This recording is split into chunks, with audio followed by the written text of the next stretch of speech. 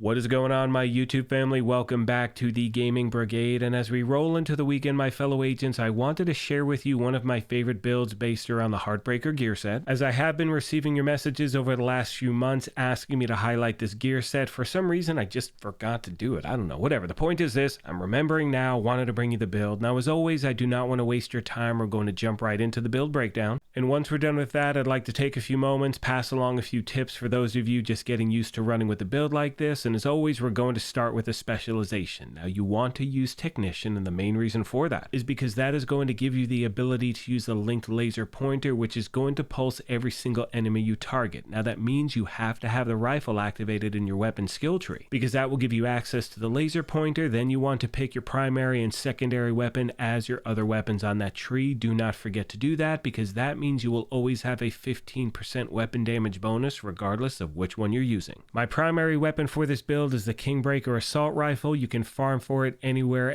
ARs are the targeted loot. I recommend hitting up the summit or countdown, and the reason it is so effective is because it has the talent perfect flatline, which amplifies weapon damage by 20% to pulsed enemies. After 2 kills, it applies pulse to the next enemy you hit. But remember, because we are using the linked laser pointer, every single enemy we target is going to be pulsed, so we do not need to worry. Now if you do not have this, any other long-barreled assault rifle with the regular talent flatline is fine, and the reason it has to be long-barreled is because that is the only type of weapon you can equip the linked laser pointer to, which is exactly why you want to use one. Now as far as the secondary, you can see I'm using the rock and roll shotgun. This is a PvP exclusive weapon, but you can also get it from named caches, and in the meantime, if you do not have it, the regular ACS-12 with a talent flatline will still get the job done. Moving on to the gear, starting with the mask, I'm running with Coyote's mask, and you also have the option of running with the Catharsis if you want. Both are incredibly effective in a build like this. And what's great is, let's say if you're in the middle of countdown, you realize you want to make the switch, all you got to do is switch the mask, you're good to go. It will not take a lot of time because the rest of the gear can work with both of them. Now this mask has pack instincts, and with that talent, you and your allies gain a bonus based on the last enemy you hit. It's going to affect your crit hit chance and crit hit damage. You can see the breakdown below, and I will go over a few tips for those of you who are just getting used to this mask in a moment. Now as we make our way to the rest of the gear, it brings us to the body armor, which is the first of 4 pieces of the HeartBreaker gear set. We are wearing all 4, so we get all of the gear set bonuses, and you can see they read as follows: 2 pieces 15% assault rifle and LMG damage, 3 pieces 15% weapon handling, and 4 pieces heartstopper, where headshots are going to apply pulse for 5 seconds. Weapon hits on pulsed enemies add a stack of 1% bonus armor and 1% weapon damage to pulsed enemies up to a max of 50 stacks. Now remember, again, because we're using the linked laser pointer, we do not need to worry about those headshots. Every single enemy you target will be pulsed. Now because we're using the body armor, we also have the talent max BPM, which is going to increase max stacks for heartstopper from 50 to 100. So for those of you that really want to get that extra armor and weapon damage, this definitely will help you out. Moving on, my friends, we have the holster. It's a 1 piece of Fenris, which is going to give us that 10% assault rifle damage, and on every one of these pieces I'm trying to stack crit hit chance and crit hit damage everywhere I can. Now we have the knee pads and the gloves. 2 more pieces of the HeartBreaker gear set, again stacking that crit hit chance and crit hit damage. Now we make our way to the backpack, which is the 4th and final piece, and because we're using the HeartBreaker backpack, it also gives us access to the talent cold, which is going to increase total bonus armor gain per stack of heartstopper from 1% to 2%, which will really help out with your survivability. As far as my skills are concerned, I'm using my 2 favorite in the game. We have the assault drone because it's a great distraction to NPC and puts out damage, and I'm using the Crusader shield. Now as far as my numbers, you can see I'm sitting at 50% crit hit chance. Remember the max is 60, and 105 crit hit damage, and that is going to be dependent on a few things. First of all, you need to have a shade watch of level 1000, and it's also going to be dependent obviously on the attributes you have on your gear. Now that takes me back to talking about Coyote's mask, and one thing I strongly recommend if you're getting used to using this gear set is take a moment and use the tools we have at our disposal at the base of operations, such as the firing range, to get an idea of how this build is going to respond. So you can see what I'm doing right out of the gate is getting as close to NPCs as I possibly can, using my shotgun to getting all of those stacks. Then I switch to the HeartBreaker, which is then going to show me the type of damage I I can put out with this build. Now, the other recommendation I have for those of you new and returning, or let's say you're just getting into using this gear set, is do a test run at a mission, control point, something in the game that you're familiar with and you know the timing of the NPC. And the reason I say that is because if this build does not work for you in a situation where you know where the NPCs are going to be at any moment, it is not going to work for you in the game when things get sideways. So take your time, learn how the build responds, and as always, if you have questions, comments, or feedback, please let me know. Most of you know by now, one of my favorite aspects about putting these build videos together is the family that we have here at the channel. So if you have any tips you want to pass along to new and returning players, please feel free to leave them in the comment section down below, as the main goal is to help out as many people as we can. And always remember, there are so many different ways to put a build like this together. And the most important thing is to design something you not only enjoy using, but you have fun with. That's the entire point of this game. Now, most of you know we do have giveaways here. And as you can see, our current one is for an Xbox Series S. We're going to be picking 2 winners. All you need to do to enter is either subscribe here or follow on Twitter, and the winners will be picked on October 1st of this year. On that note, I'm going to leave you with some gameplay footage. I want to thank you all for your incredible support of this channel. I hope you have a wonderful weekend, and as I mention at the end of every one of these, if you happen to be new here, feel free to hit that subscribe or join button. If you enjoyed this, you could hit that like button as well, but most importantly, take care of yourselves, be kind to each other,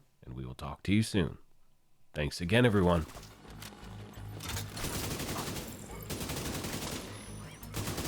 Got a visual on additional hostiles in the memorial compound. They're moving south. There's a gate between you. It looks closed from here. Agent, you'll need to find a way to open that gate.